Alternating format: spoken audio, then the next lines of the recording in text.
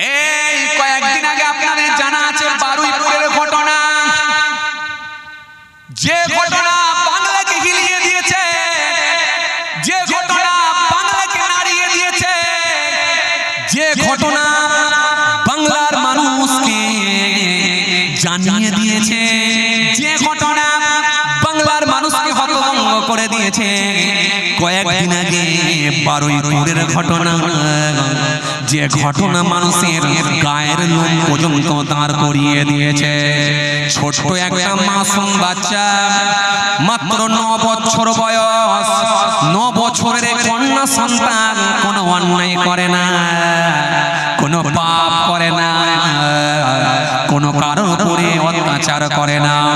একটা নিষ্পাপ বাচ্চা, মাসুম বাচ্চা, তাকে তুলে নিয়ে গেল, তুলে নিয়ে গিয়ে তার উপরে শারীরিক অত্যাচার করলো, তার উপরে পাশবিক অত্যাচার করলো। ওই মাসুম বাচ্চাটার চোখ তুলে নেওয়া হলো, ওই মাসুম বাচ্চাটার জিহ্বা কেটে দেওয়া হলো। সারা শরীরে ক্ষত বিক্ষত হয়েছিল, সারা শরীর দিয়ে রক্ত ঝরে গিয়েছিল। ওই বাচ্চাটাকে তুলে নিয়ে গিয়ে ওই বাচ্চাটার পায়ে হাতে দড়ি বেঁধে তখনও জ্যান্ত অবস্থায় বস্তার ভেতরে ভরে আহারে পুকুরের ভেতরে তারা পানিতে ডুবিয়ে দিয়েছিল। একবার ভেবে দেখো, এটা কি কোনো মানুষের কাজ? এটা কি কোনো মানুষ এটা করতে পারে? একবার ভাবো, এই মানুষ কি এটা কোনোদিন এই কাজ করতে পারে? একবার ভাবো, এটা কি কোনো মানুষের দ্বারা সম্ভব? তুমি একবার ভেবে দেখো, যদি কোনো ব্যক্তি মানবিক হয়, যদি কোনো ব্যক্তির ভেতরে মনুষ্যত্ব থাকে, যদি কোনো ব্যক্তির ভেতরে মানবিকতা থাকে, যদি কোনো ব্যক্তির ভেতরে ইনসানিয়াত থাকে, যদি কোনো ব্যক্তির ভেতরে ধর্ম প্রকৃত থাকে, যদি কোনো ব্যক্তি ধার্মিক হয়, কোনো ব্যক্তির দ্বারা কি এটা সম্ভব হয়? যে ঘটনা আমাদেরকে অবাক করে দিয়েছে। আপনাদের জানা আছে এইরকম একটা ঘটনা ঘটেছিল, যেটা আপনাদের জানা আছে আরজি করের ঘটনা, তিলোত্তমার ঘটনা, যে ঘটনা গোটা পশ্চিম বাংলাকে নাড়িয়ে দিয়েছিল, গোটা পশ্চিম বাংলার মানুষকে অবাক করে দিয়েছিল, গোটা পশ্চিম বাংলার মানুষের গায়ের লোম দাঁড় করিয়ে দিয়েছিল। সেই পশ্চিম বাংলার মানুষ, সেই বাংলার মানুষ, তারা বিরক্তি প্রকাশ করে মুখ ফিরিয়ে নিতে বাধ্য হয়েছিল। আজও যে ঘটনা ঘটেছে, আমি আমার হিন্দু ভাইদের স্যালুট জানাবো। জাতি ধর্ম বর্ণ নির্বিশেষে সবাই অন্যায়টাকে অন্যায় বলেছে, অন্যায়টাকে অন্যায় বলেছে। অন্যায়কে কেউ সাপোর্ট করলো না, শুধুমাত্র কয়েকটা নেতা ছাড়া।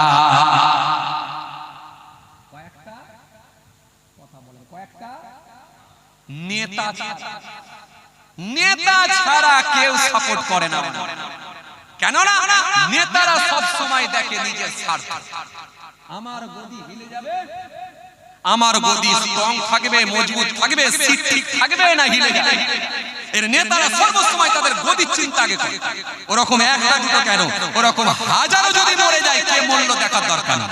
নেতাদের ভাষণ দেখেছে, ভাবতে অবাক লাগে। এরা নেতা, এরা জনপ্রতিনিধি, এরা বিধানসভায় গিয়ে শপথ নিয়েছে, এরা মানুষের লিডার বলে দাবি করে। তাদের ভাষণ আমাদেরকে অবাক করে দেয়, তাদের ভাষণ আমাদেরকে চমকে দেয় যে আসলে এরা নেতা না অন্য কিছু। শোনেন, আমি এই নিয়ে বেশি মন্তব্য করব না। মানুষ দেখছে, মিডিয়া যুগ, মানুষের প্রতিবাদ করবে, মানুষেরই এর জবাব দেবে, ঠিক টাইমে ঠিক জায়গায়। মনে রাখো, ক্ষমতা চিরকাল কারো থাকবে না, ক্ষমতা চিরকাল কারো থাকবে না।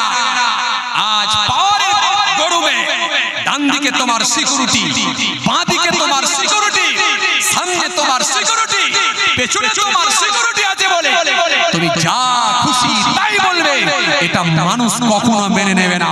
যারা তোমাকে গদিতে বসিয়েছে, তারাই তোমাকে গদি থেকে দূরে সরাবে, তারাই তোমাকে এলাকা ছাড়া করবে, তারাই তোমাদেরকে বহিষ্কার করবে। কথা ঠিক কিনা? গণতান্ত্রিক পদ্ধতিতে মানুষই জবাব দেবে। ভাবতে অবাক লাগে, এটা নেতার কথা। হাই রে হাই, সোশ্যাল মিডিয়া আমাদেরকে চমকে দিয়েছে। কি বলে বলে কি হাই রে হাই, বলে একটা মরেছে তো কি হয়েছে, এত দরদ কিসে, এত তোমাদের দরদ কেন, এত কিসের পীড়িত? হাই রে হাই, ওটা যদি আপনার মেয়ে হতো, ওটা যদি কোনো মেয়ে হতো, অন্যায়কে অন্যায় বলতে শিখুন, অন্যায়কে কখনো প্রশ্রয় দেবেন না, সমর্থন করবেন না, অন্যায়কে কখনো সাপোর্ট করবেন না। যখন কোনো অন্যায় হবে সেখানে কোন ধর্মের, কোন বর্ণের, কি নামের এটা দেখবেন না, আগে সর্বপ্রথম বলবেন এটা মানুষ। মানুষ হিসাবে আপনার মনুষ্যত্ব যদি থাকে নিশ্চিতভাবে আপনি ন্যায় বিচারের আবেদন করবেন। কি কথা ঠিক বলছি না ভুল বলছি? আরে হ্যাঁ না কিছু বলেন না রে বাবা, কথা ঠিক কি না বল?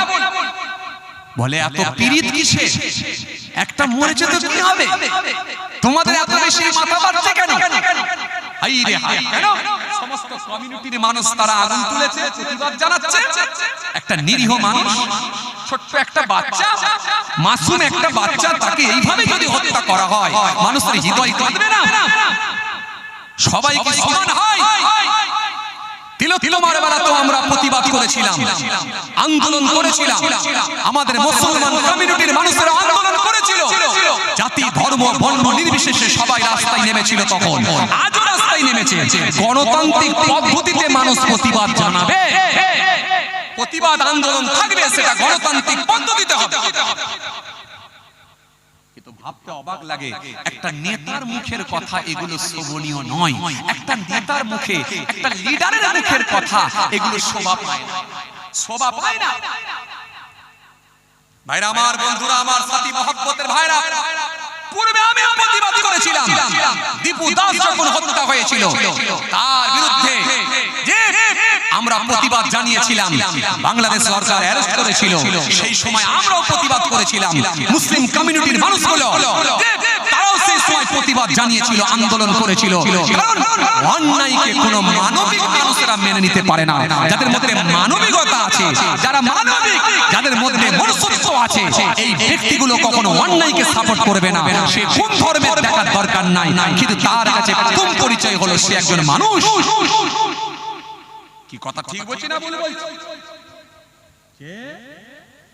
আসেন, ভুল বুঝবেন না, রাগ করবেন না, যে কথা বুঝাতে চাইছিলাম এজন্য আমার রব সুন্দর করে বললেন, লাম্মা যালামু, যখন তারা জুলুম করেছে, ওয়াজাআকুম রাসূলুহুম বিল বাইয়িনাত, অথচ আমি আল্লাহ তাদের কাছে নবী রাসূলদের পাঠিয়েছিলাম। মুসা নবী গিয়েছিলেন, ঈসা নবী গিয়েছিলেন, দাউদ নবী গিয়েছিলেন, সুলাইমান নবী গিয়েছিলেন, ইউসুফ নবী গিয়েছিলেন, জাকারিয়া নবী গিয়েছিলেন, নূহ নবী গিয়েছিলেন। তারা প্রত্যেকেই দ্বীনের দাওয়াত দিয়েছিলেন, আল্লাহর পথে এসা, দ্বীনের পথে এসা, ইসলামের দিকে এসা। তারা প্রত্যেকেই দ্বীনের দাওয়াত দিয়েছিল। লাম্মা যালামু ওয়াজাআতুহুম রাসূলুহুম বিল বাইয়িনাত ওয়া মা কানু লিউমিনু, কিন্তু তারা ঈমান আনে না, তারা ঈমান আনে না, তারা ঈমান আনে না। ওই সমস্ত নবীগণ প্রমাণাদি সহ গিয়েছিলাম, দ্বীনের দাওয়াত দিয়েছিলাম, আল্লাহর দিকে ফিরে আসা এই দাওয়াত দিয়েছিলাম, কিন্তু তারা ঈমান আনে না। ওয়াজাআতুহুম রাসূলুহুম বিল বাইয়িনাত ওয়া মা কানু লিউমিনু কাযালিকা নাজজিল কওমাল মুজরিমিন। আর আমার আল্লাহ বলছেন, আমি আল্লাহ ওই কওমের মানুষগুলোকে শাস্তি দিয়েছিলাম, শাস্তি প্রয়োগে আমি আল্লাহ হলাম অত্যন্ত কঠোর। ধরি না ধরি না ধরি না, ধরবো যখন ছাড়বো না, ধরি না ধরি না ধরি না, তা বলে আমি আল্লাহ ধরবো ছাড়বো না। আমি আল্লাহ যাদেরকে ধরেছি তাদের সম্পর্কে একবার তোমরা ভাবো। নাম হলো তার আবু লাহাব, নিজেকে বলেছিল আমি বড় নবাব, জুলুম করা হলো তার স্বভাব, আমি আল্লাহ করে দিলাম তাকে বরবাদ। নাম হলো তার কারক, নাম হলো তার কারক, অতবার বেবারক, নবী বলল আল্লাহ এবারে ধরো। আল্লাহ জমিনে তলায় ঢোকালেন, নাম নিশানা মিটিয়ে দিলেন। আপনাদের জানা আছে একটা গোত্র, যে গোত্রটার নাম হলো সামুদ গোত্র। নবী হুদ নবীকে আল্লাহ জানালেন, হুদ ওদেরকে বলে যাও ওরা যেন হয়ে যায় ভদ্র। ওরা হলো সামুদ গোত্র, যদি হয়ে না যায় ভদ্র, আমি আল্লাহ বলছি এবারে আসবে পত্র পাঠাবো আমি আল্লাহ জিবরাইল, করে দেবো ওদেরকে পুরো কাইল। হযরত নবী গেলেন, হুদ নবী গেলেন, হে সামুদ সম্প্রদায়, সামুদ সম্প্রদায়ের মানুষদেরকে ডাক দিলেন, হে সামুদ গোত্র হয়ে যাও তোমরা ভদ্র। আমার আল্লাহ জানিয়ে দিয়েছেন, আমাকে দিয়েছেন পত্র, হয়ে যাও তোমরা এবারে ভদ্র। যখন তারা হলো না, আল্লাহ বললেন আর ওকে ছাড়বো না। পাঠালেন আমার আল্লাহ জিবরাইল, করে দিলেন পুরো কাইল। জমিনে এসে টানা মারল, পরোটার মতো উল্টে দিল, নাম নিশানা মিটিয়ে দিল। তার নাম হলো হযরতে জিবরাইল। হযরতে জিবরাইল ফেরেশতা এসে পুরো সাইজ করে দিলেন। নাম হলো তার ফেরাউন, নাম হলো তার ফেরাউন। রেগে আগুন। হযরতে নবী মুসা বলছেন চলে আসুন, আল্লাহ দিকে চলে আসুন। যখন সে আসলো না, আল্লাহ বলে ও মুসার হবে না, ও মুসার হবে না, পাঠাচ্ছি আমি আল্লাহ ফেরেশতা, পানিতে ডুবিয়ে করবো কে শায়েস্তা। ফেরাউনের নাম নিশানা আল্লাহ মুছে দিয়েছিলেন। নাম হলো তার নমরুদ। এ আর এক অদ্ভুত, বেঁচে ছিল 1700।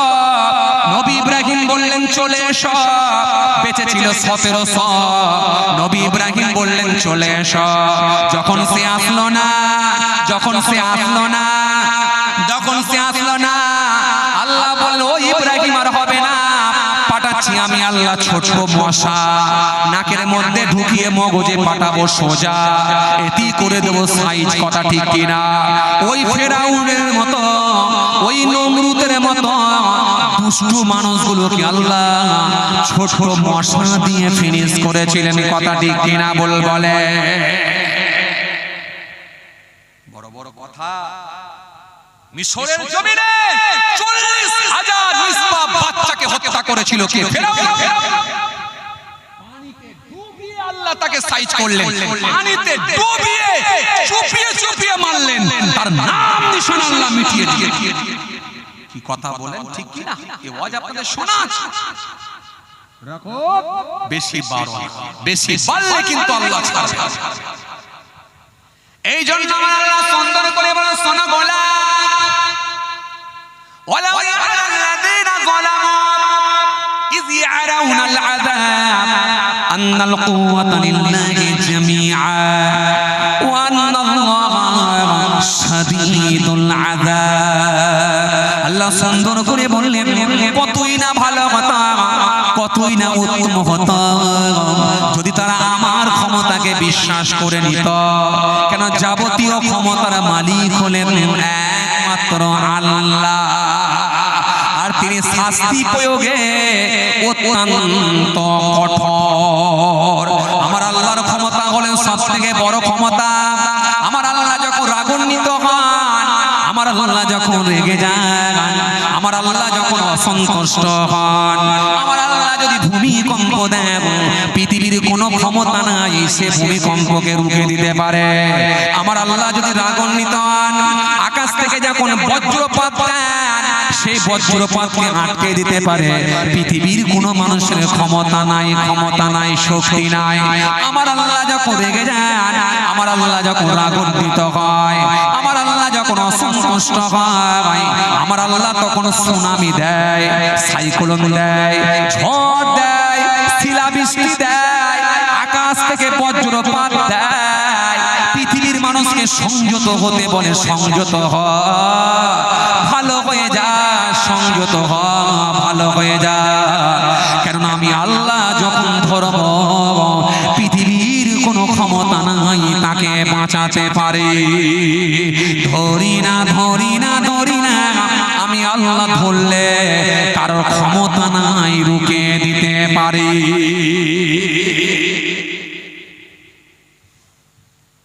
কথা কিছু বুঝতে পারছেন বাবাজি? আসেন চলুন আর একটুখানি আগাচ্ছি। কষ্ট হয়ে যাচ্ছে নাকি আপনাদের? একটু ভালো করে বলেন, কষ্ট হচ্ছে? মাশাআল্লাহ মাশাআল্লাহ। কই সেই ঘুমানো ভাইটা কই? তো পুরো জেগে আছে দেখছি। মাশাআল্লাহ। আচ্ছা এইদিকে ব্লু জামা ঘুমানো ভাইটা কই? কোন দিকে? এদিকের ব্লু জামা ঘুমানো ভাইটা কই? এই তো জেগে আছে। বাহ বাহ মাশাআল্লাহ। এই ভাইও জেগে আছে। আমি ঠিক ধরেছি না? একটু আগে ঘুমাচ্ছিল, এখন ভালোবেসে বললাম অন্য কিছু নাই। আলহামদুলিল্লাহ সবাই জেগে আছে। তবে একবার তাকবীর দেন, নারায়ে তাকবীর। মাশাআল্লাহ, একটু সবাই মিলে দেন না নারায়ে তাকবীর। হ্যাঁ, মাইকের আওয়াজ সাউন্ড না হলে কমাতে বলা হয়, তা বলে আমাদের গলার আওয়াজ, এই গলার আওয়াজ কমাতে কথা বলা, গলার আওয়াজ কমাতে বলা হয়েছে নাকি? তাহলে আমরা ইচ্ছা করলে গলার আওয়াজ দিতে পারি কি পারি না? ইনশাআল্লাহ। ডাকছি কাকে? ডাকছি কাকে? ডাকছি কাকে? আল্লাহকে। আল্লাহকে। আল্লাহু লা ইলাহা ইল্লাহু, আল্লাহ তিনি ছাড়া কোনো মাবুদ নাই। আল্লাহ হাইয়ুল কাইয়ুম, তিনি চিরস্থায়ী চিরজীবী, ছিলেন, আছেন, থাকবেন। সেই আল্লাহকে ডাকছি। চলুন না একবার দিই নারায়ে তাকবীর, লিল্লাহি তাকবীর, নারে তাকবীর। সিলসিলায়ে মুজাদ্দিদ জামা দাদা পীরের হক সিলসিলা, নারায়ে তাকবীর। আসেন বাবাজি, আমার ভাইরা যে কথা বলছি খেয়াল করুন। তাহলে এই অত্যাচার জুলুমকে কিন্তু আমার আল্লাহ ছেড়ে দেবে না। জুলুম মানে অন্ধকার, অত্যাচার, অবিচার, এর অনেক অর্থ হয়। অন্ধকার, নিপীড়ন, অনেক অর্থ, অনেক মানে হয়। আমার আল্লাহ ছেড়ে দেয়। আমি আজ কি পড়ছি, আজ কি পড়ছি? জি জি, আওয়াল নামে একজন বাদশা ছিল তৎকালীন সময়।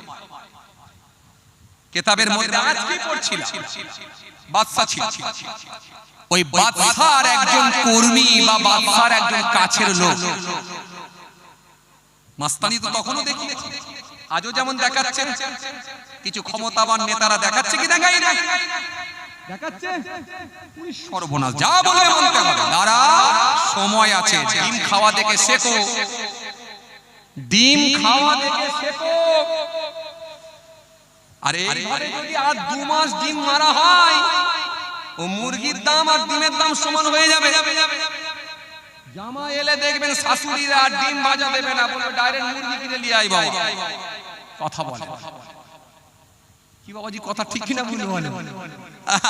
আর 2 মাস যদি এইভাবে ডিম ছড়ে, ডিমের দাম যা হবে না, সাধারণ লোক আর খেতে পাবে না। এই ডিম মারা থেকে শেখো, তোমাদেরও দিন আছে।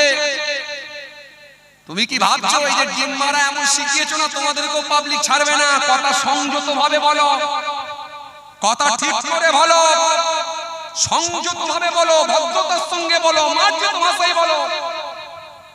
গরম গরম বক্তৃতা দিও না। ডান দিকে বাঁ দিকে সিকিউরিটি আছে বলে যা খুশি বলে দেবে, মানুষ মেনে নেবে না। গণতান্ত্রিক পদ্ধতিতে জবাব দেবে। আর সেদিনে কিন্তু ডিমের বৃষ্টি বইবে। আসেন, বাদশা খুব ভালো করে শুনুন। বাদশার একজন কর্মচারী, হাই রে, বাদশার কাছের মানুষ, বিরাট জি হে তরুণিয়া নওজওয়ান জওয়ান, হে মেরে বাবা রাসূল কিতাবের মধ্যে পাওয়া যায়, কিতাবের মধ্যে পাওয়া যায় বাদশার ওই কর্মচারীটি রাস্তা দিয়ে হেঁটে হেঁটে হেঁটে হেঁটে যাচ্ছে। একজন ব্যক্তি তিনি দরিয়া থেকে একটা মাছ ধরেছে। হঠাৎ করে দেখা যায় ওই কর্মচারীটা থাকতে না পেরে লোকটির হাত থেকে মাছটা কেড়ে নিল, হুমকি দিয়ে কেড়ে নিল। আজও আমাদের সমাজে কিছু নেতা আছে দেখবেন, এরা মাঝে মধ্যে দেখবেন মার্কেটে যখন যায়, এরা মার্কেটে যখন যায়, এরা মাঝে মধ্যে বাজারে যখন যায়, এদের প্যান্টটা দেখবেন হাঁটু পর্যন্ত গোড়ানো থাকে, আবার অনেকে দেখবেন লুঙ্গিটা দেখবেন হাঁটুর উপরে বাঁধা থাকে, আর গায়ে যে শার্টটা দেখবেন হাতটা গোড়ানো থাকে। দেখলেই মনে হবে হ্যাঁ একটা ব্যক্তি এসে গেছে। ফলের দোকানে গিয়ে বলবে ভাই 1 কিলো আপেল দেন, 10টা কলা দেন, 10টা মৌসুমী লেবু দেন, সব পলিথিনে বেঁধে নিয়ে বলবে কালকে পয়সাটা লিস এখন ছেড়ে দে। কত ফল দোকানদার এই লোকগুলোকে ফল দেওয়ার জন্য পয়সা পর্যন্ত পায় না, জিজ্ঞাসা করে দেখবেন। কত সবজি বিক্রেতা দেখবেন এই লোকগুলোকে সবজি দেওয়ার জন্য পয়সা দেয় না। আজ দেখেন পাবলিক রাগ মেটাচ্ছে, আর কিছু লোক দেখবেন রাগ মেটাতে না পেরেও কিন্তু আনন্দ উপভোগ করছে। করছে কি করেনি? করছে কি করেনি? শোনে, সিস্টেমেটিক যদি না চলো মানুষ কিন্তু ছাড়বে না। এত নওজোয়ান জওয়ানেরা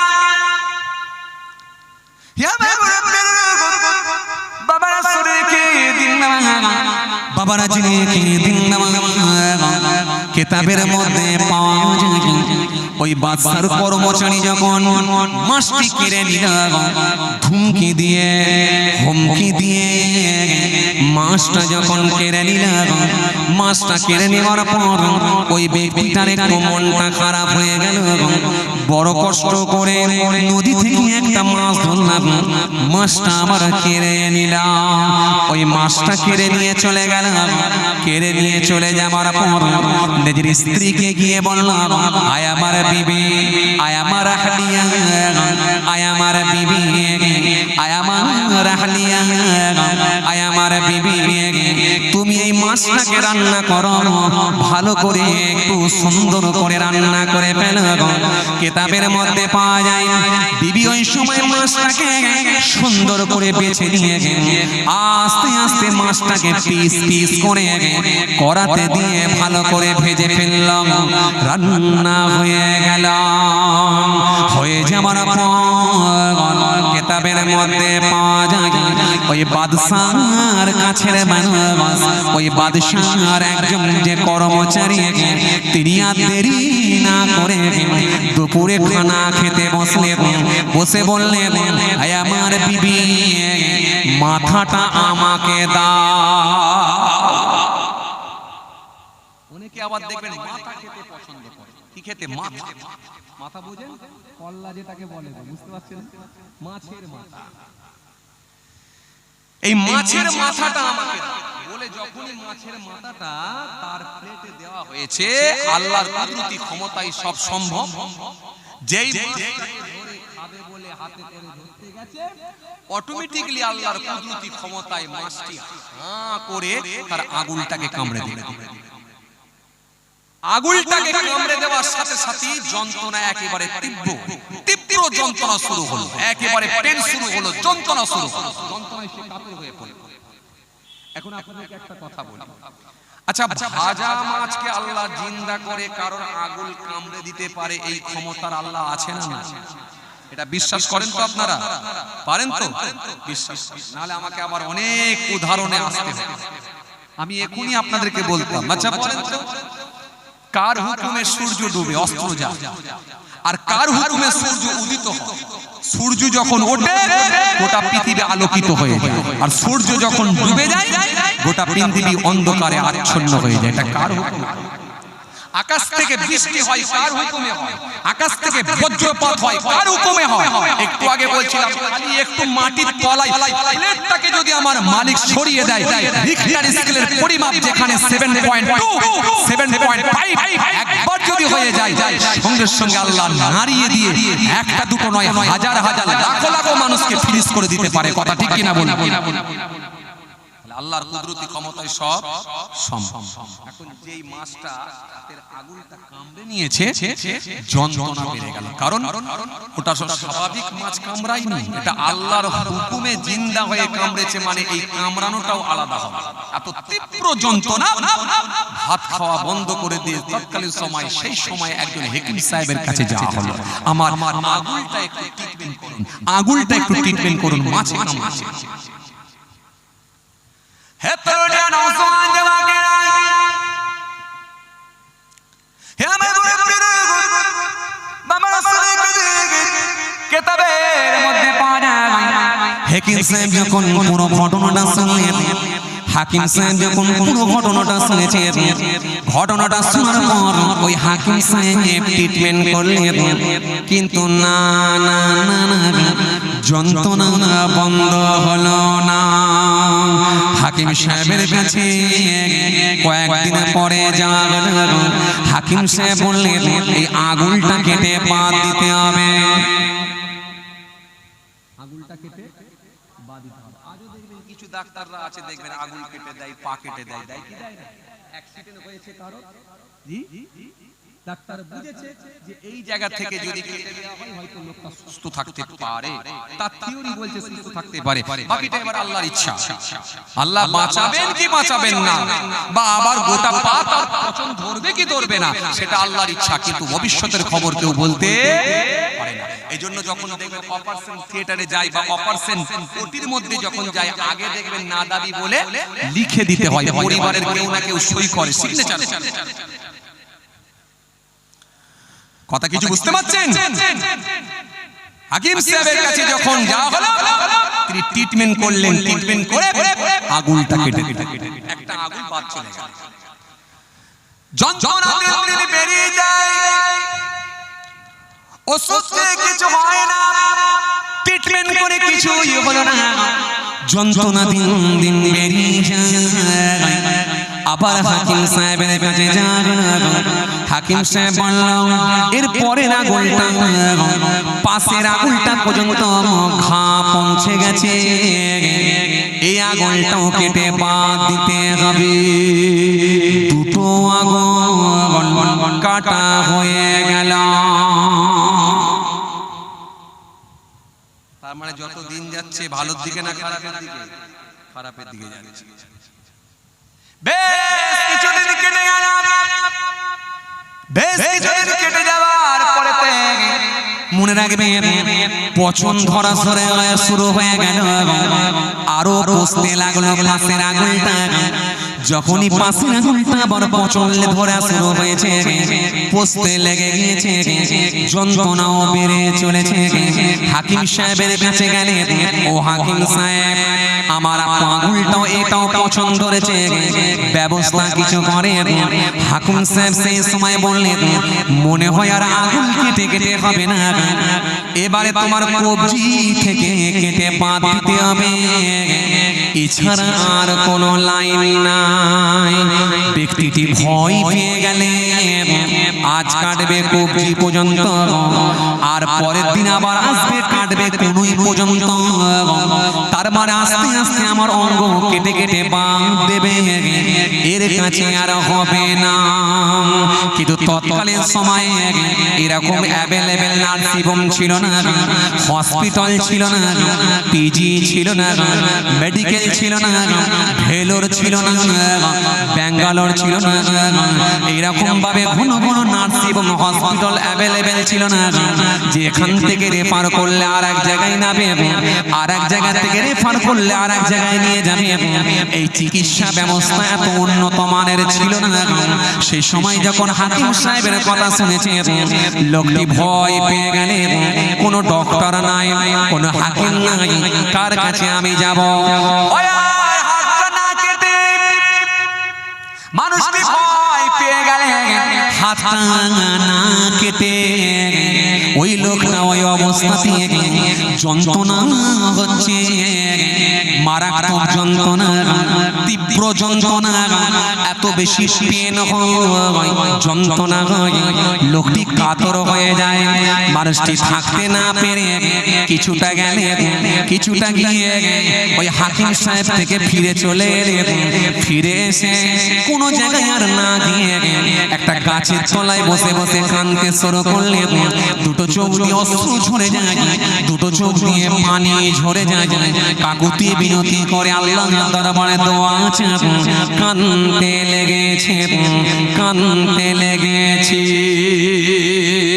এজন্য মানুষ যখন বিপদে পড়ে আল্লাহর কাছে বেশি কান্নাও করে।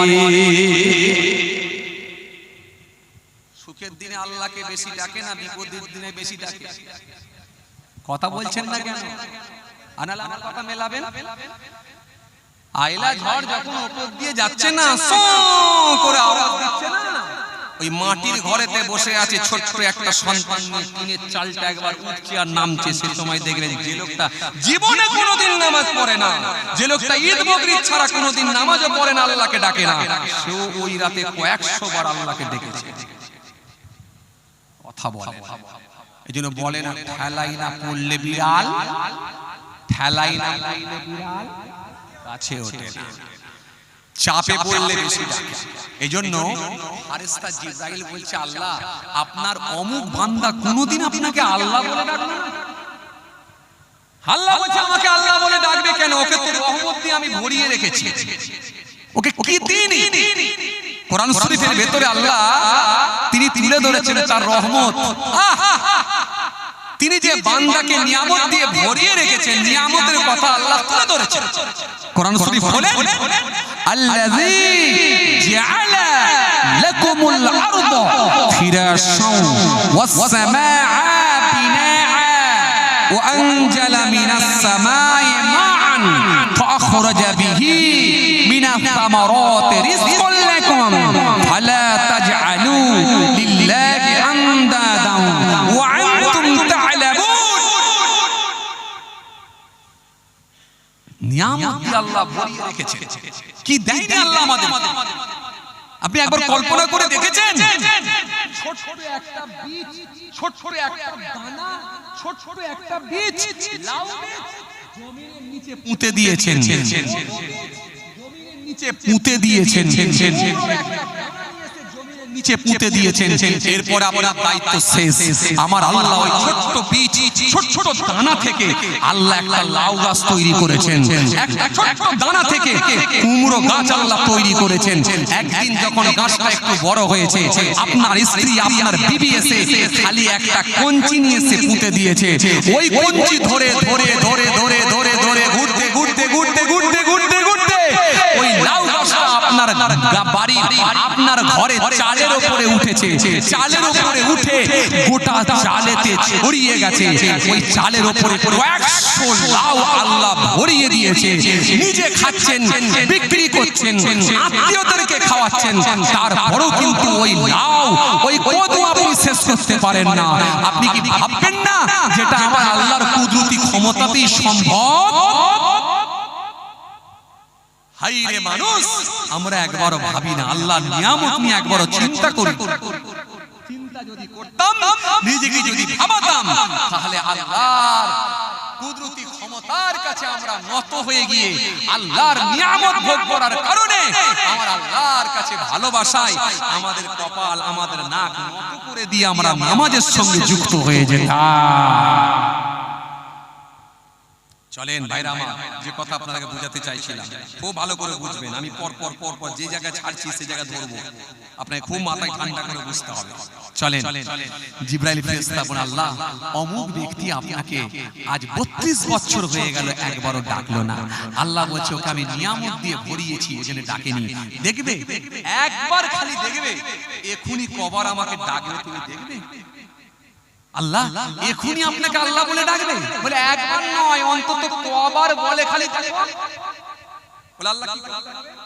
আল্লাহ ও শরীরের যে নার্ভগুলো রয়েছে, শিরাগুলো রয়েছে, নার্ভগুলো রয়েছে, ওই নার্ভগুলোর ভেতর থেকে রক্ত চলাচলের যে শিরা রয়েছে, নার্ভ রয়েছে, ওই সচল শিরাগুলোর ভেতর থেকে একটা শিরাকে খালি বন্ধ করে দাও, যাতে করে ব্লাড সার্কুলেশনটা বন্ধ হয়ে যায়, যাতে করে ব্লাড যাতায়াত করাটা বন্ধ হয়ে যায়। একটা নার্ভকে খালি ব্রেক করে দাও, বন্ধ করে দাও।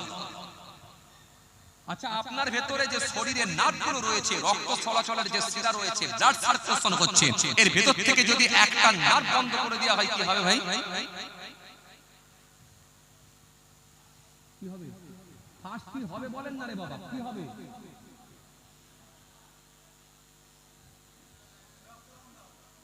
রক্তটা বন্ধ হলে কি হবে? সিচুয়েশনটা কি হবে? আপনি হাসবেন, কাঁদবেন, হাসবেন, কাঁদবেন, মানুষের সঙ্গে গল্প করবেন, ওই সময় চা খাবেন, কি করবেন? আপনার অবস্থাটা কি হবে? আমি উদাহরণ দিয়ে বলছি, জাস্ট আপনি কি করবেন ওই সময়? কি হবে? ফাস্ট ফাস্ট কথা বলে, ফাস্ট কি হবে? হ্যাঁ, আল্লাহরে ডাকবে। আল্লাহ ডাকবে কেন? যন্ত্রণা, ঠিক বলেছেন, যন্ত্রণা। যন্ত্রণা শুরু হবে, পেন শুরু হবে, যন্ত্রণা। যন্ত্রণা যত হবে আল্লাহকে তত ডাকবে। কেন? মানুষ বিপদে পড়লে আল্লাহকে ফার্স্ট ডাকে। হযরত জিবরাইল ফেরেশতা সেই সময় দেরি না করে ওর সচল শিরাগুলোর ভেতর থেকে একটা শিরাকে বন্ধ করে দিলেন, ব্রেক করে দিলেন। নার্ভ একটা অচল হয়ে গেল, বন্ধ হয়ে গেল, ব্লাড সার্কুলেশন বন্ধ হয়ে গেল। যখনই বন্ধ হয়ে গেল, অমনি যন্ত্রণা শুরু হলো। লোকটি কান্নাকাটি শুরু করলো আর আল্লাহকে ডাকতে লাগলো, আল্লাহ ভালো করে দাও, আল্লাহর সহ্য করতে পারি না, আল্লাহ ভালো করে দাও, আর সয়ে নিতে পারি না। বারে বারে আল্লাহকে ডাকতে লাগলো। আল্লাহ বলে, ও জিবরাইল, এবারে আমাকে কতবার আল্লাহকে ডাকছে এবারে বলো। সুখের দিনে আল্লাহকে বেশি মানুষ স্মরণ করে না, কিন্তু বিপদের দিন পড়লে, কষ্টের দিন এলে, কথা বলেন, দুঃখের দিন এলে আল্লাহকে ডাকে বেশি। চলে সেখান থেকে ছেড়ে এলাম। সেই যারা আগুন কেটে নিয়েছিল সেই বাদশার কর্মচারী, মনে আছে আপনাদের? আওয়াম বাদশা তার কর্মচারী যন্ত্রণায় কাতর হয়ে পড়েছিল, আল্লাহকে ডাকছে। কোথায়? গাছতলার নিচে, মনে আছে আপনাদের? বৃক্ষের নিচে গিয়ে ডাকছে। হে তরুণিয়া, নওজওয়ান জামাকেরা,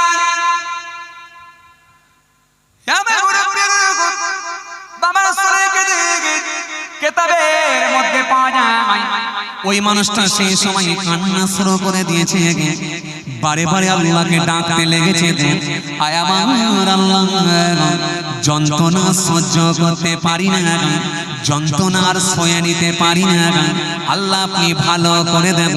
কান্না শুরু করেছি।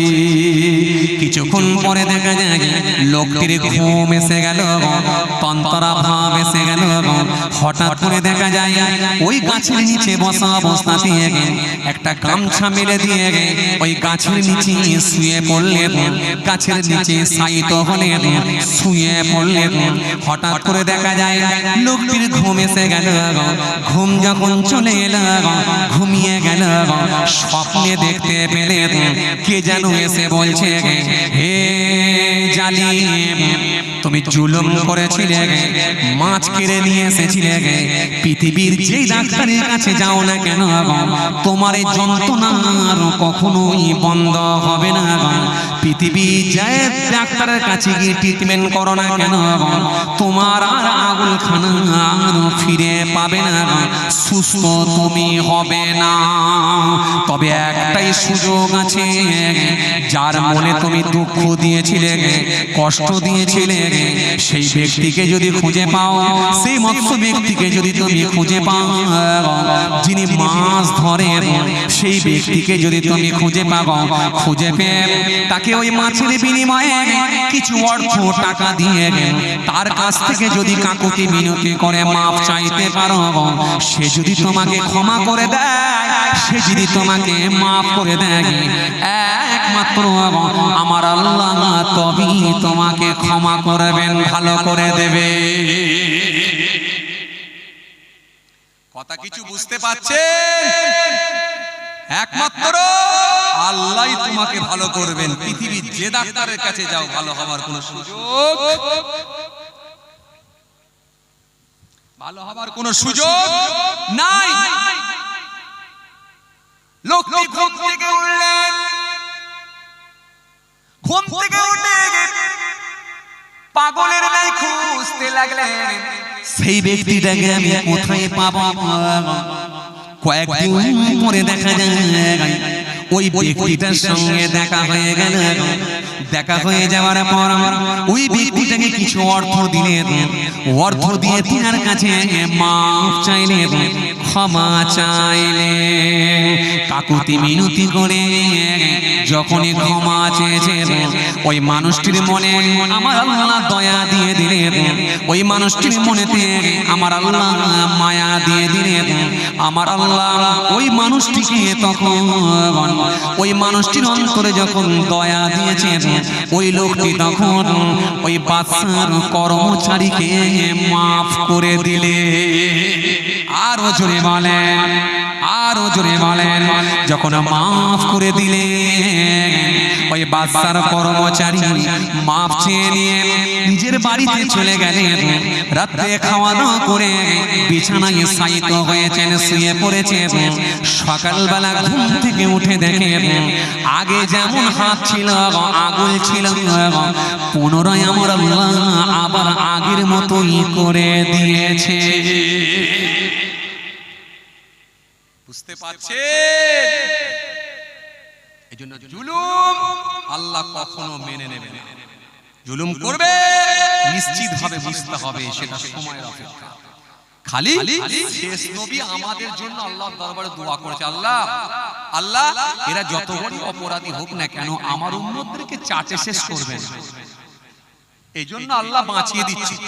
নাহলে সুলাইমান নবীর জামানায় আল্লাহ বাতাস দিয়ে বিচার করে দিতেন। সুলাইমান নবীর জামানায় বাতাসের বিচার হতো, দাউদ আসলামের জামানায় জিনজিলের বিচার হতো, মূসা আসলামের জামানায় লাঠির বিচার হতো। কোন মানুষ অন্যায় করার পরেও যদি বলতো আমি কোনো অন্যায় করিনি, মূসা নবী খালি বলতেন লাঠি, ন্যায় বিচার করো আল্লাহর হুকুমে, অপরাধীকে নিয়ে এসো। আর ওই লাঠিকে থামানো যেত না, অপরাধী ব্যক্তিকে পেটাতে পেটাতে মারতে মারতে মারতে মূসা নবীর দরবারে জমা করা হতো ওই অপরাধী লোকটা। আজ তো কান্দের তুলে যে চুরি করে সেও বলছে আমি কোনো অপরাধী নই, চোরটা গেল কোথায়? যে চুরি করেছে সে বলছে চোরটা গেল কোথায়? কথা বলে। হ্যাঁ, যে পকেটমারি করেছে সেও বাসেতে বলছে পকেটমারটা গেল গেল। কথা বলে। সাধারণ মানুষের সঙ্গে মিশে যাচ্ছে, মিশে গিয়ে বলছে পকেটমারটা গেল কোথায়? খালি আমার নবী দোয়া চেয়েছে বলে আল্লাহ আমার উম্মতদের বেইজ্জতি করবেন না, চাটে ধ্বংস করবেন না। এজন্য আমার আল্লাহ আমাদেরকে চাটে ধ্বংস করেন না, না হলে ওই মাছে কামড়ে দিত আগুন। চলেন, আমি বলতে বলতে অনেক দূর চলে এসেছি। একটা লম্বা হাদিস বলেছিলাম, ওই হাদিসের মনে হয় সম্ভবত 3 নম্বর পয়েন্টে মনে হয় ছিলাম। কি বলেছিলাম বলেন দেখিনি? আমি বলেছিলাম কিয়ামতের পূর্বে যে আলামতগুলো ঘটবে আপনারা খালি মিলিয়ে নেন একটা একটা করে মিলছে কিনা। এটা বলতে বলতে বলতে বলতে কোন জায়গাটায় ছেড়েছিলাম বলেন বলেন? মনে আছে আপনাদের?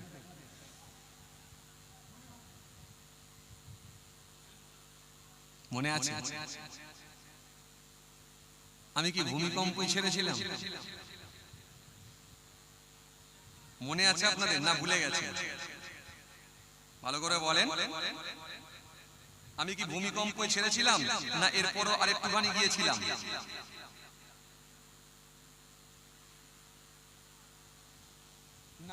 মনে করতে যখন পাচ্ছেন তাহলে আর আগামী ছেড়ে দিচ্ছি।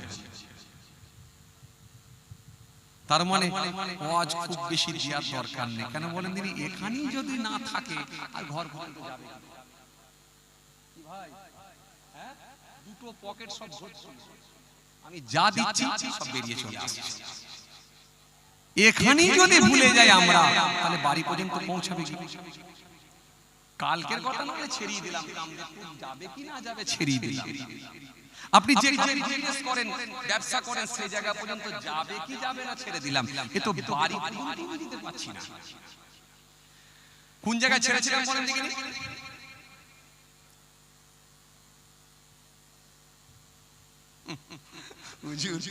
এত ওয়াজ করলে কি আর মনে থাকে?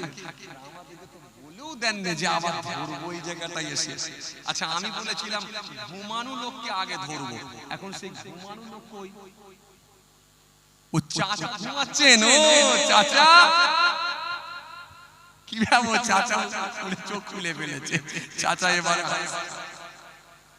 আর ভাইগুলো আর ঘুমায় না, আর চাপ নেওয়ার দরকার নেই। আবার আমাদের কি আসবে? দেখেন সাদা জামাও দেখছে, ব্লু জামাও ভালোই দেখছে। এই দেখেন ব্লু জামা ভালোই দেখছে। কি চলেন মাশাআল্লাহ, অনেক ওয়াজ হয়েছে। হ্যাঁ, কে বললেন যেন ভূমিকম্প? কে বলছিলেন যেন ভূমিকম্প? কে বলছিলেন? কই সে লোক? ঠিক বলেছে। আমি আসলে কিন্তু ভূমিকম্পই ছেড়ে এসেছি, খালি আপনাদেরকে একবার দেখলাম। ওই যে মাস্টার মশাই মনে করুন, এই ঠিক করে বল, একবার যেই বললো ঠিক করে বল, তার মানে পড়াশোনাটা এমনই করেছিল, সঠিক উত্তর দিল না, মনে হয় ভুল হচ্ছে। তার মানে পড়াশোনা আমাদের ঠিক হচ্ছে না। একটু ভালো করে যদি মুখস্থ করতাম না, তাহলে কিন্তু আমাদের পড়ার উপরে আমরা কিন্তু কথার উপরে সিওর হতাম, আমরা অ্যাক্টিভ থাকতাম না। ভূমিকম্পটি ছেড়েছেন। এই জন্য আমার নবী সুন্দর করে বললেন, হাদিস পাকের মধ্যে পাওয়া যায়, আল্লাহ নবী সুন্দর করে বললেন, ওয়াতাকসুরাল জালাজিল, আল্লাহ নবী বললেন ভূমিকম্প বৃদ্ধি পাবে, ভূমিকম্প বেড়ে যাবে। ওয়ায়াতাকারাবাজ জামান, আমি আল্লাহ নবী বলছি সময় দেখবে সংকীর্ণ হবে, ছোট হবে। বাজারে গিয়ে একটু বসে থাকবে, ঘড়ি দেখিয়ে বলবে 11টা এক্ষুনি বেজে গেল, আর বসে থাকলে হবে না। কি কথা বলছেন না কেন? এরকম জীবনে আপনাদের হয় না? বৃহস্পতিবার যখন এসে যাবে, বন্ধুকে বলবে কি বার রে? বন্ধু বলবে ভাই আজকে তো বৃহস্পতিবার। বলে বলিস কি? কয়েকদিন আগে মনে হলো জুম্মা পড়ছে। চা বাবা, এরকম কোনোদিন হয় না আপনাদের? হয় কি হয় না? নবী আমার সুন্দর করে বললেন, এটাও তোমরা মিলিয়ে দেখে নেবে। রাসূল আমার সুন্দর করে বললেন, ওয়ায়াতাকারাবাজ জামান, সময় সংকীর্ণ হবে, ছোট হয়ে যাবে। এটাও দেখবে কিয়ামতের পূর্বের আলামত। তাহলে এক নম্বরে কি ছিল? কিয়ামতের পূর্বে যে আলামতগুলো হবে, তার ভিতরে এক নম্বরে কি ছিল?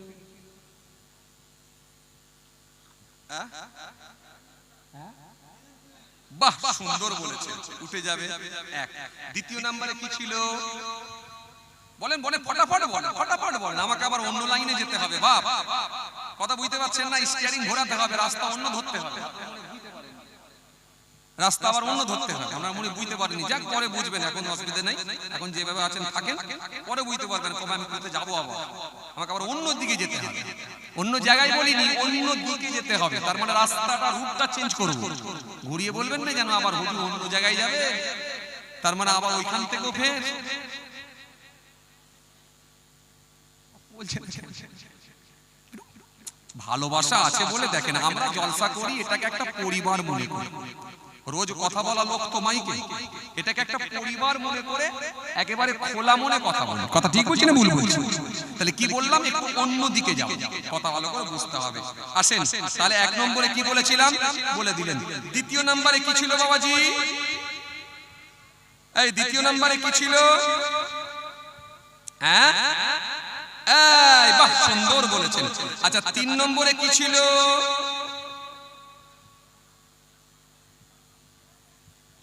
বাহ, সুন্দর উত্তর দিয়েছেন, ফাটাফাট বলছেন আপনারা, তার মানে ভালো নিচ্ছেন, বুঝতে পেরেছি। চলেন, এইবারে বুঝতে পারছি ভালো করে রাখছেন, তার মানে বাড়ি পর্যন্ত নয়, ব্যবসার জায়গা পর্যন্ত পৌঁছে যাবে ইনশাআল্লাহ। আচ্ছা, তাহলে এখন পর্যন্ত 3টে পেলেন, 3টি হচ্ছে না হয়নি?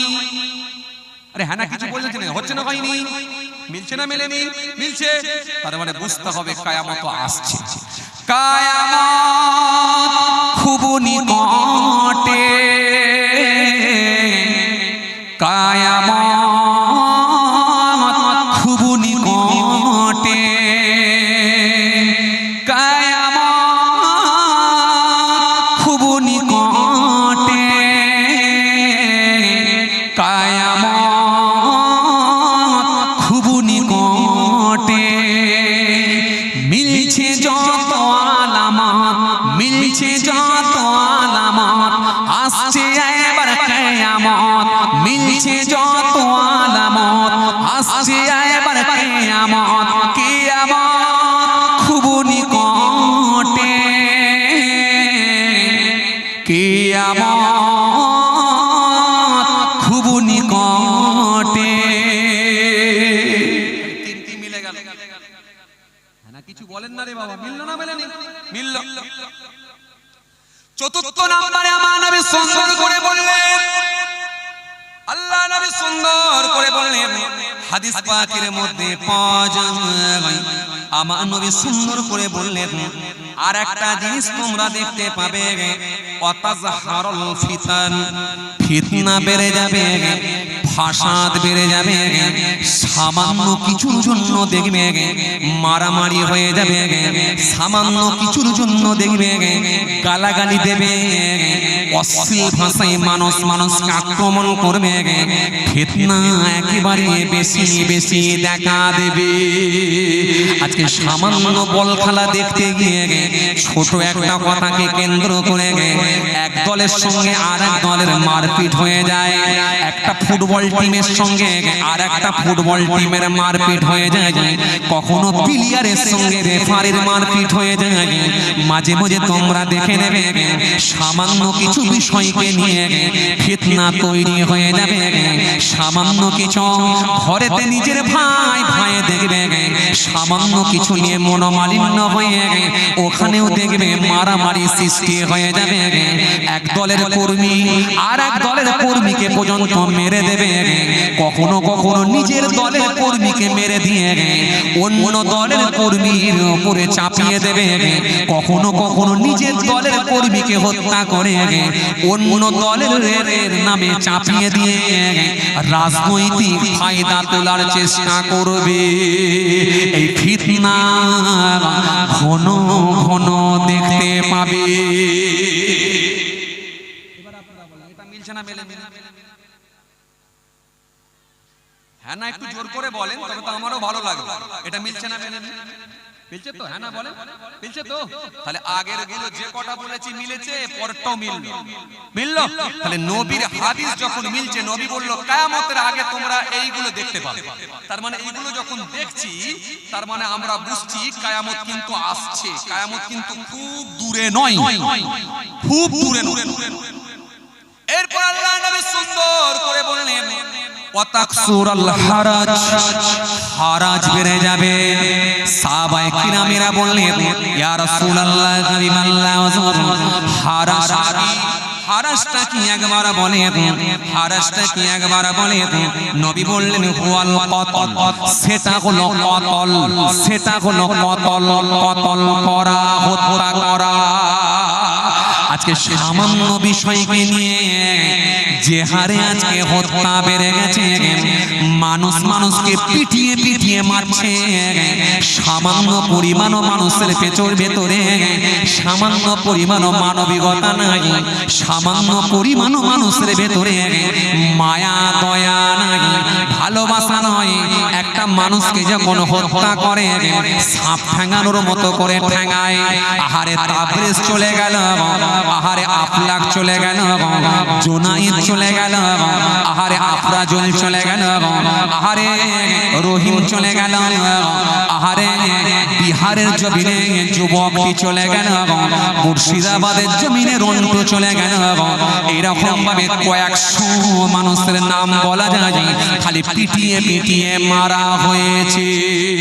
এর বাইরে অনেক হয়েছে যেগুলো আমাদের চোখে পড়ে না, দৃষ্টির অগোচরে যেগুলো হয়েছে, যেগুলো আমরা জানতে পারি না, সোশ্যাল মিডিয়ায় খবর আসে না, এরকম একাধিক হয়েছে। আহারে মানুষের ভিতরে মানবিকতা নাই, মানুষের ভিতরে মনুষ্যত্ব নাই, মনুষ্যত্ব হারিয়ে গেছে, মানবিকতা এখন বিপন্ন হতে চলেছে, শেষ হতে চলেছে, মানবিক মানুষের সংখ্যা কমে যাচ্ছে। এরকম একটা ছোট্ট মাসুম বাচ্চাকে যার চোখ তুলে নেওয়া হয়েছে, জিভ কেটে দেওয়া হয়েছে, সারা শরীরে রক্তপাত হয়েছে, শরীরটাকে গোটাটাই ক্ষত বিক্ষত করে দেওয়া হয়েছে, জ্যান্ত অবস্থায় বস্তায় পুড়ে পুকুরে ফেলে দেওয়া হয়েছে। এই মানবিক লোকের সংখ্যা আজকের দিনে কমে যাচ্ছে, কথা ঠিক কি না বলে? সাহাবায়ে কিরামেরা বলে হুজুর হারাজ বাবার কি? হারাজ মানে ওয়াল কতল, সেটা হলো কতল। একটা রাজনৈতিক দলের নেতা দেখবেন নিজেদের স্বার্থ সিদ্ধির জন্য, গদি টেকানোর জন্য নিজের কর্মীকে পর্যন্ত মেরে দিয়ে অন্য দলের উপর চালাচ্ছে। এগুলো এই সমাজে হয়, কথা বলেন হয় কি হয় না? আল কতল ওয়াল মাকতুল হুমা ফিন্নার। নবীর হাদিস, নবীর কথা একটা একটা মিলছে। এটাও রাসূল বললেন হবে, এটাকেও তোমরা দেখবে, মিলিয়ে নেবে। এটাও যখন বাড়বে মনে রাখবে কিয়ামত কিন্তু খুব কাছাকাছি এসে গেছে, কিয়ামত কিন্তু খুব নিকটে এসে গেছে, তখন খুব বেশি দূরে ধরলে হবে। হে তরুণিয়া, নওজোয়ান জওয়ানেরা, হে আমার মুরব্বিয়ানেরা, বাবারা শুনে রেখে দিন, জেনে রেখে দিন বাবা। এরপরে আমার নবী সুন্দর করে বললেন হাত্তা ইয়াকসুরা ফিকুমুল মাল, সম্পদ উপচে পড়বে, মাল বৃদ্ধি পাবে, বেড়ে যাবে। কিছু কিছু মানুষ দেবে পয়সা তাদের শেষ নাই, পয়সার বস্তা বস্তা তাদের পয়সা। আজকে আদানি নিয়ে যদি ভাবে, আম্বানি নিয়ে যদি ভাবে, আমার দেশে যদি কিছু নেতাকে যদি নিয়ে একবার মনে করে খালি আমি নাম বলতে পাচ্ছি না, মিডিয়ায় আছি, মাইকে আছি, ধরে নেবে আর সোশ্যাল মিডিয়াকে জিজ্ঞাসা করবে, সোশ্যাল মিডিয়া আপনাকে উত্তর দেবে। কয়েকদিন আগে এক নেতা যিনি বাইক চালাচ্ছেন হেলমেট ছাড়া, তার বাইকের দাম হলো 53 লাখ টাকা। কথা মনে বুঝতে পারেন, এই ছোটখাটো একটা মিসাল দিন। মুকেশ আম্বানি পার মান্থ খালি কারেন্টের বিল পেমেন্ট করে 70 লাখ টাকা। আর কি বলবো আপনাদেরকে, এমনি তো উপর দিকে মাথা তুলে আছে। এরপরে যদি আমি আপনাদেরকে আর দু চারটে তথ্য দিই, মুকেশ আম্বানি একটা দিয়েছি, আজ দু চারটে দিয়ে আপনি আর মাথা নামাতে পারবেন না, কঠিন হয়ে যাবে। চলেন, আর বেশি বলার দরকার নেই। তাহলে নবীর হাদিস মিলছে কি মেলেনি? আরে কথা বলেন, মিলছে কি মেলেনি? ধন সম্পদ উপচে পড়বে কিছু মানুষের কাছে, দেখে ওটাও দেখবে কিয়ামতের একটা আলামত হয়ে গেছে তো। চলেন আর সময় লবনি আমি আপনাদের কাছে, কষ্ট হয়ে যাচ্ছে আপনাদের। হ্যাঁ ওই তাও বলছেন না, নবীর হাদিস বাবা, আহা হাদিস কোরআন দিয়ে যখন শুনবেন না, তখন আপনার মন মানসিকতা চেঞ্জ হয়ে যাবে, পাল্টে যাবে। নবীর হাদিস সব একটা একটা করে মিলেছে। নবী বললেন দেখো তাদের ধন সম্পদ উপচে পড়বে, শেষে রাসূল বললেন দেখো হ্যাঁ আমি নবী বলছি সম্পদ উপচে পড়বে, একেবারে সেই সম্পদ থেকে তারা ফায়দা তোলার চেষ্টা। কি বলছেন? এক একটা নেতার পয়সা আপনি গুণে শেষ করতে পারবেন না, মেশিনে গুণে শেষ করতে পারবেন না। এক একটা নেতার যা পয়সা আছে, কি করবে আল্লাহই জানে। হয় কবরস্থান না হলে শ্মশান। কথা বল, আসল ঠিকানা দুটো তো, কি মাইকলা ভাই? হয় কবরস্থান আর নালে শ্মশান। আসল ঠিকানা দুটোর মধ্যে একটা তো, হয় কবরের ভেতরে নিয়ে যেতে হবে আর নালে শ্মশানে নিয়ে গিয়ে পুরাতে হবে। দুটো জায়গাতে আর যারা জায়গা নেই। আপনি যত বড় নেতা হন, যত বড় মন্ত্রী হন, যত বড় আপনি মিনিস্টার হন, যত বড় আপনি যে ব্যক্তি হন, আসল জায়গা দুটো, একটা হলো হয় কবরস্থান না হলে শ্মশান। কি কথা ঠিক বলছি না বলবো? চলেন তাহলে এই পর্যন্ত আপনি যা বলেছেন সব নবীর হাদিস কিন্তু মিলেছে। ঠিক বললো না বললেও ঠিক, ঠিক ঠিক ঠিক কথা বলেন। ঠিক বললেও ঠিক আর না বললেও ঠিক। ঠিকটাকে ঠিকই বলতে হবে। ঠিক ঠিক, তার মানে নবীর হাদিস যা মিলছে আপনাকে বুঝতে হবে কিয়ামত কিন্তু আসছে। তার মানে ইমাম মেহেদী আসলাম আর বেশি দিন নয়, ইমাম ঈসা আসলাম কিন্তু আর খুব বেশি দিন আছে বলে মনে হচ্ছে না। তবে হ্যাঁ, আমাদের পিরিয়ডে নাও হতে পারে, পরের জেনারেশন যারা আসবে তাদের পিরিয়ডে নাও হতে পারে, আবার হতেও পারে, আবার তারপরেও পিরিয়ডে হতেও পারে। কোন সময় আল্লাহ নারাজ হয়ে গিয়ে কি অঘটন ঘটাবে সেটা একমাত্র আল্লাহই জানে। তবে আমি খুব হিসাব করে দেখেছি পৃথিবীর অবস্থা কিন্তু ভালো নয়। এত বেশি খুন হচ্ছে, আমার সবথেকে বেশি ভয় লাগছে যে হত্যা। নবীর হাদিস কিন্তু মিলে যাচ্ছে, এত বেশি খুন হচ্ছে, এই রিসেন্ট দেখছি এত বেশি হত্যা হচ্ছে, খুন হচ্ছে, আর এত বেশি ভূমিকম্প হচ্ছে। তার মানে কিন্তু পৃথিবীর অবস্থা কিন্তু খুব ভয়ানক জায়গায় যাচ্ছে। চলেন, অনেক সময় আপনারা দিয়েছেন, এরপরে যদি আবার একটু টানি না, আবার একটু আলোচনা বেরিয়ে আসবে। কষ্ট হচ্ছে আপনাদের? এই জোরে বলেন কষ্ট হচ্ছে? উফ আল্লাহ, তাও বলেন না। চলেন, আমি বলেছিলাম না যে একটু আমাকে আবার রুট ঘোরাতে হবে। কি বললাম? একটু সাইটে যেতে হবে। বুঝতে পারছেন সাইটে মানে কিছু মনে বুঝতে পারেন? বুঝতে পারছেন? আহা, এখানেই থাকবো, একটু সাইটে যাও, একটু রুটটা একটু ঘুরিয়ে নেব। তার মানে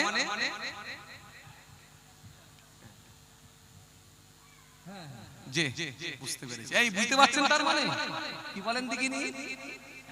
এটা না হলে সব ফাঁকা, এটার নামই টাকা, আর এটা না হলে সব ফাঁকা। হুজুরও ফাঁকা, মাইকম্যানও ফাঁকা, প্যান্ডেলও ফাঁকা, আর ভাইরা যারা দায়িত্ব নিয়ে চালাচ্ছেন ওরা বলবে এবারে জলসা হবে না, ফাঁকা। তাই বলিছিল মনে হয় হুজুর এবার আর হবে না, তাই আবার ছেলেদের ইচ্ছা লেগেছে মুহররম মাস বেকার করে দেব না। যাই হোক বাবাজি, সেই মুহররম মাস আমাদের সামনে দিয়ে চলে যাচ্ছে। যদিও আমি পূর্বের ক্যাসেটে মুহররম নিয়ে ধারাবাহিক আলোচনা করেছি, একবারে ধারাবাহিক আলোচনা করেছি। মুহররম মাসে কটা রোজা রাখবেন, ক রাকাত নামাজ পড়বেন, কিভাবে আল্লাহকে ডাকবেন, কিভাবে আমরা অন্যায় কাজ থেকে মুক্ত থাকব, কিভাবে মুহররম মাসে কি ঘটনা ঘটেছিল, ইমাম হুসাইন হুজুরের ঘটনা, শাহাদাত বরণ করেছিলেন কিভাবে, ইমাম হাসান রাদিয়াল্লাহু তাআলাকে বিস্মান করানো হয়েছিল কিভাবে, পূর্বের ক্যাসেটে আমি ধারাবাহিক আলোচনা করেছি। শুধু আমি নয়, এই মুহররম মাসে সব হুজুররাই মুহররম নিয়ে আলোচনা করে।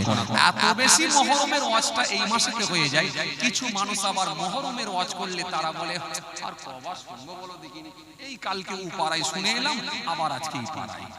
ওই জন্য মনে করলাম যে না, আজকের একটু সাবজেক্টটা চেঞ্জ করি, যেহেতু মুহররম মাসের শেষের দিকে চলছে, একটু সাবজেক্টটা চেঞ্জ করে একটা সামনে হাদিসকে সামনে রেখে কিছু আলোচনা করলাম। আমি এখান থেকে আপনাদের সামনে এটাই বুঝাতে চাইলাম যে কিয়ামত কিন্তু খুব কাছাকাছি এসে যাচ্ছে। কবে হবে এটা বলতে পারবো না, আল্লাহু আলাম, আল্লাহই ভালো জানে। তবে কিয়ামতের আগে 10টা বড় বড় আলামত মিলবে, সেটা আমি কোনোদিন যদি সময় থাকে ইনশাআল্লাহ আলোচনা করব। আজকাল ওই দিকটা যাচ্ছি না, তবে একটা হাদিসকে রেখে নবী যে আলামতগুলো বলেছেন, কিছু আলামত এই হাদিসের ভেতরে দিয়েছেন। সেই হাদিসটা যে আপনাদের সামনে বলেছি, এই হাদিসের ভেতর থেকে কিন্তু সব আলামত কিন্তু আপনারা বলেছেন, নিজেরাই বলেছেন যে হুজুর মিলে যাচ্ছে। এই আপনারা নিজেরাই বলেছেন কিন্তু মিলে যাচ্ছে, বলেছেন না? বলেন হ্যাঁ না কিছু বলেন? এই মিলেছে যাচ্ছে বলেছেন না বলেননি? বলেছেন। আপনারা নিজেরাই বলেছেন, আমি একটা একটা করে খালি তুলে ধরার চেষ্টা করেছি। যাই হোক, সমাপ্ত বক্তব্যকে সমাপ্তির দিকে আগিয়ে দিলাম। মনে দুঃখ ব্যথা কষ্ট হলে আল্লাহ রাস্তে মাফ করবেন। কাউকে ইন্ডিকেট করি না, কাউকে ব্যক্তিগতভাবে আক্রমণ করি না, কারোর সঙ্গে আমার সম্পর্ক খারাপ নেই। আলহামদুলিল্লাহ সবার সঙ্গে আমার সুসম্পর্ক আছে, ভালোবাসা আছে। হয়তো আমি বর্তমান সিচুয়েশনকে নিয়ে বলতে গিয়ে যদি কাউকে খারাপ লেগে থাকে, আল্লাহ রাস্তে মাফ করবেন। আসেন ছোট্ট করে দাঁড়িয়ে সালাম পাঠ করব, করে আপনাদের খেদমত থেকে বিদায় নেব। আর এই সুযোগে আমার সামনের দিকে ভাইরা যারা আছেন একটু আগিয়ে আগিয়ে আসবেন, আর পেছন দিকের ভাইরা যারা আছেন ছেড়ে দেন, আর পেছন দিকের ভাইরা যারা আছেন তারা একটু আগিয়ে আগিয়ে আসেন। একটু আপনার সামনের দিকের ভাইরা আগিয়ে আগিয়ে চলে আসেন, একটু আগে আগে আসেন, একটু আগে আগে আসেন, একটু আগে আগে আসেন। দোয়া হবে, কাঁধে কাঁধ মিলিয়ে।